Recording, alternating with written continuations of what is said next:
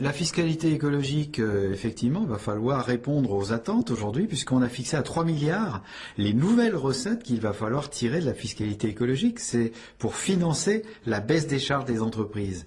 20 milliards à horizon 2016, dont 3 milliards devront venir de la fiscalité écologique.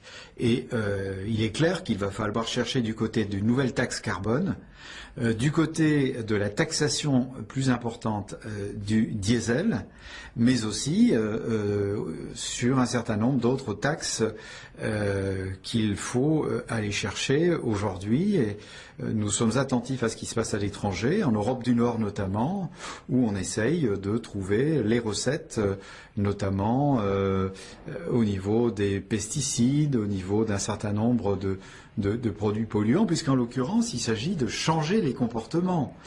Ces recettes ne sont pas destinées à punir les consommateurs, certes, mais il s'agit tout de même d'orienter le comportement des consommateurs.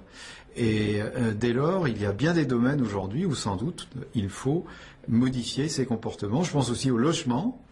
Il n'y a pas que les déplacements, il n'y a pas que le gasoil, mais il y a aussi le logement où il y a sans doute des modifications à faire pour que les logements consomment moins d'énergie.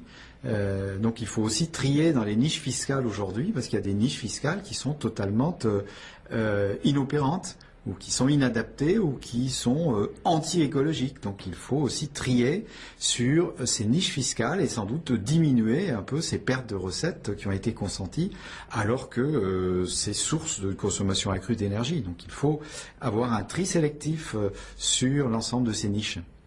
Et s'il faut dépenser un peu moins que ce qui est inscrit, il n'y a pas besoin de collectif budgétaire pour le faire. On peut très bien geler la dépense par décision de l'exécutif. Et le collectif budgétaire ne s'impose pas aujourd'hui. Il me semble que la zone d'incertitude va encore se prolonger pendant quelques semaines ou quelques mois. Et effectivement, au mois d'octobre, on devrait être en mesure d'avoir une lecture plus fine, plus fiable et plus réaliste de ce que sera le second semestre budgétaire.